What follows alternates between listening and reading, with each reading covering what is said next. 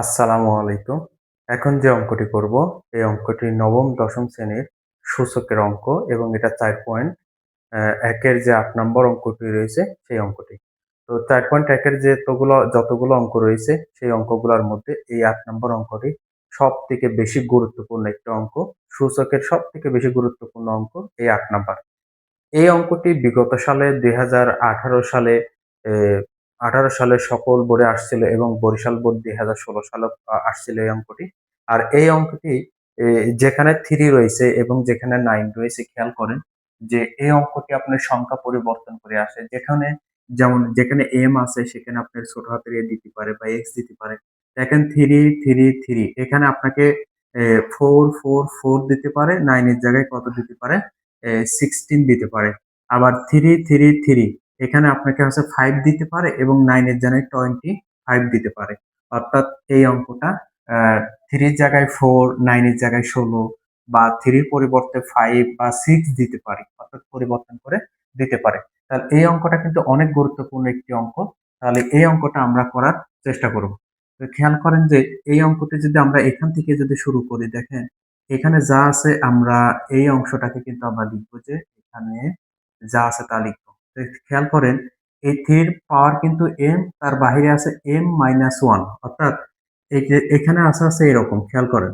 অর্থাৎ m আছে আবার ভিতরে আছে m- কিন্তু 1 3 পাওয়ার। তো আমরা যে কাজটা করব, m এর সাথে যদি m গুণ করি তাহলে কি হয় m স্কয়ার মাইনাস, আর m এর সাথে যদি 1 গুণ করি তাহলে কি হয় m হয়। অর্থাৎ একটা জিনিসের পাওয়ার একাধিকবার থাকলে পাওয়ার গুণ হয়। অর্থাৎ এই m এর সাথে যদি m গুণ করি তাহলে কি হয় দেখেন, m এর সাথে m গুণ করলে m স্কয়ার, তারপর মাইনাস করতে মাইনাস, এই m এর সাথে যদি 1 গুণ করেন তাহলে কি হবে m হবে, কি হবে m হবে। তো ভাগ চিহ্ন করতে ভাগ চিহ্ন। এরপরে এখানে যে 9 আছে, 9 এর জন্য আমরা লিখতে পারি কত 3 স্কয়ার। এই যে 9, এই 9 এর জন্য আমরা লিখতে পারি কি 3 স্কয়ার। আর m প্লাস 1 তার পাওয়ার এই যে আপনার m প্লাস 1। এবার আসি নিচে। নিচে দেখেন কি আছে m-1 আছে আর m+1 আছে। ঠিক আছে? তো আমি যদি এখানে যদি লিখি তো খেয়াল করেন যে a square minus b square এর সূত্র আমরা কি ব্যবহার করি? এর সূত্র আমরা লিখি হচ্ছে আপনার a প্লাস b আর কি লিখি a মাইনাস কি লিখি a মাইনাস b। ঠিক আছে? তো ওখানে যে অঙ্কটি আছে সেটা এরকম আছে, অর্থাৎ m প্লাস 1 আর আছে m কি মাইনাস 1। তাহলে এটার জন্য কিন্তু আমরা লিখতে পারি যে a স্কয়ার মাইনাস কি b স্কয়ার। ঠিক আছে? অর্থাৎ এই অংশটা আর এই অংশটা এক। তাহলে এই অংশটা যদি এইটা হয় তাহলে এই অংশটার জন্য এটা হবে।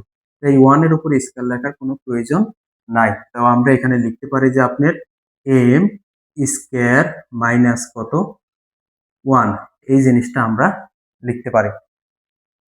তো এরপরে যে বিষয়টি সেটি হচ্ছে আপনার যে হচ্ছে আপনার একটা যদি এ পা এ ভাগ থাকে, মানে এরকম দেখেন যে a পাওয়ার হচ্ছে আপনার a পাওয়ার হচ্ছে n ডিভাইডেড a পাওয়ার হচ্ছে m। যদি এরকম থাকে তাহলে a তার জন্য একটা a লিখতে হয় কিন্তু।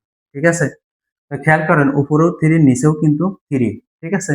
এই 3 এর জন্য আমরা কয়টা 3 লিখতে পারি? এভাবে একটা 3 লিখতে পারি। ঠিক আছে? তারপরে এই যে উপরের পাওয়ার আছে না? এই উপরের পাওয়ার। তাহলে আমাদের উপরের পাওয়ার কি আছে? m প্লাস কি আছে 1 আছে, হ্যাঁ? আর এই যে নিচের পাওয়ার উপরের দিকে কি হবে? বিয়োগ হবে। ঠিক আছে? তাহলে এই 3 এর পাওয়ার যেগুলো আছে এগুলা উপরেরটার সাথে কি হবে? বিয়োগ। ঠিক আছে? বিয়োগের পরে এই পাওয়ার হবে। এটা হচ্ছে সূত্রের বিয়োগ। এই বিয়োগটা হচ্ছে কি? এই সূত্রের বিয়োগ। তো এই বিয়োগটা দেওয়ার পরে এদের লিখবো। তবে এদের ভিতরে যা চিহ্ন থাকবে সব পরিবর্তন হবে। তাহলে এই মাইনাস আর এই মাইনাস এখানে কি হবে? প্লাস। কি হবে? Plus m। তো আশা করি এই বিষয়টা বুঝতে পারছেন। তারপর এই যে ভাগ চিহ্ন, এই যে ভাগ চিহ্ন খেয়াল করেন। এখানে নিচে যা আছে আমরা এখানে তাই লিখবো। আর এখানে আসি এবার। এই 2 র সাথে m গুণ করলে কি হবে? 2m। প্লাস করতে প্লাস, এই 2 র সাথে 1 গুণ করলে কি হবে? 2 হবে। এখন এই m আর এই m যদি আমরা যোগ করি তাহলে আমাদের কি হবে? 2m plus 1 minus m square plus 1 minus m square. এই ভাগ চিহ্ন করতে ভাগ চিহ্ন। দেখেন উপরেও 3 নিচেও 3, তার জন্য একটা 3 লিখতে হবে সূত্র অনুসারে। কি অনুসারে? দেখেন এখানেও আছে এ, এখানেও আছে এ, অর্থাৎ ভিত্তি এ ভিত্তি এ, তার জন্য একটা এ লিখতে হয়। অর্থাৎ ভাগের ক্ষেত্রে পাওয়ার পর কি হয়, বিয়োগ হয়। তো দেখেন এই থ্রি পাওয়ার যা আছে এখানে তা আগে লিখবো, এম প্লাস কত টু। তারপরে এই দেখেন এখানে একটা মাইনাস আছে না, এইটা হচ্ছে সূত্রের এই যে সেই মাইনাস। এখন এই নিচের গুলা লিখবো, তো নিচের গুলার ভিতরে চিহ্ন পরিবর্তন হবে এই মাইনাসের পরে। তাহলে এম স্কোয়ার করতে কি লিখবো আমরা, এম স্কোয়ার, এই মাইনাস আর এই মাইনাস মিলে কি হয় প্লাস, আর এই ওয়ান করতে ওয়ান হয়। ঠিক আছে, তো এরপরে যে বিষয় সেটি হচ্ছে দেখেন এই থ্রি আর এই থ্রি কিসে আছে, ভাগে। ঠিক আছে, অর্থাৎ আমরা এটাকে উপর নিচেও লিখতে পারি, লম্বাও লিখতে পারি। এই থ্রি এবং এই থ্রি আমরা সূত্র অনুসারে কয়টা থ্রি লিখতে পারি, একটা থ্রি। কি অনুসারে লিখতেছি, সূত্র অনুসারে। ঠিক আছে, বিষয়টা এরকম আমি আপনাকে দেখাই, যে এ পাওয়ার হচ্ছে এন, ঠিক আছে, এই যে ভাগ এ পাওয়ার কত এম। ঠিক আছে, যদি এরকম থাকে তাহলে এ এ এরকম আপনার যতই থাক না কেন তার জন্য আমরা সবসময় কি লিখবো, একটা লিখবো। আর এই পাওয়ার আর পাওয়ার কি হবে, বিয়োগ হবে। কি হবে, এই যে বিয়োগ হবে। ঠিক আছে, সূত্র এটা আর কি, হ্যাঁ। অর্থাৎ কোনো অঙ্ক যদি এই নিয়ম থাকে তাহলে এইভাবে লিখতে পারি। তাহলে থ্রি থ্রি এর জন্য একটা থ্রি, এর পাওয়ার যা আছে তা আগে লিখেন আপনি, two M plus one minus কত এম স্কোয়ার। অর্থাৎ এইটার যা আছে এখানে যে অংশটি আছে সেই অংশটি লিখলাম। লেখার পরে আমাদের একটা বিয়োগ চিহ্ন ব্যবহার করতে হবে সূত্র থেকে। কি থেকে, সূত্র থেকে একটা বিয়োগ চিহ্ন।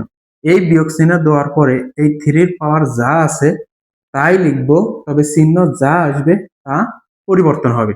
ঠিক আছে, তাহলে এটা কার, এই মাইনাসটা কার, এটা হচ্ছে সূত্রের মাইনাস। তাহলে টু এম লেখেন, তাহলে টু এম, এখন চিহ্ন পরিবর্তন হবে, মাইনাস প্লাসে কি হবে মাইনাস টু, মাইনাস মাইনাসে কি হবে প্লাস এম স্কোয়ার, মাইনাস প্লাসে কি হবে মাইনাস ওয়ান হবে। আশা করি এটা বুঝতে পারছেন। এখন দেখেন এই two M minus two M plus কি যায়, কেটে যায়। দেখেন এম স্কোয়ার হচ্ছে প্লাস, এম স্কোয়ার কি মাইনাস কেটে যায়, এই ওয়ান হচ্ছে মাইনাস, ওয়ান হচ্ছে প্লাস কি যায়, কেটে যায়। তাহলে থাকে শুধু মাইনাস টু। তাহলে থ্রি পাওয়ার মাইনাস কত টু থাকে। তো এই যে থ্রি পাওয়ার মাইনাস টু আমরা একটু ডান পাশে করি, এই থ্রি পাওয়ার মাইনাস টু কে আমরা লিখবো আগে ওয়ান বাই থ্রি, সূত্র অনুসারে ওয়ান বাই কি লিখবো থ্রি। আর এই মাইনাসের সাথে যে সংখ্যাটি থাকে সেটা এর কি হবে, পাওয়ার হবে। অর্থাৎ সূত্র হচ্ছে আপনার এইটা, এ পাওয়ার মাইনাস এন। তাহলে আগে এটা ওয়ান বাই এ লিখতে হবে, আর এই মাইনাসের সাথে যা থাকবে সেটা এর কি হবে, পাওয়ার হবে। অর্থাৎ সূত্র এটা প্রয়োগ করতে হয়েছে। ঠিক আছে, এখন দেখেন উপরের ওয়ান করতে কি ওয়ান, আর থ্রি কে যদি আমরা স্কোয়ার করি তাহলে তিন তিনকে কত হয় নাইন। আর এটি হচ্ছে আপনার এই অঙ্কটি কি অ্যান্সার। তবে অঙ্কটা অনেক গুরুত্বপূর্ণ।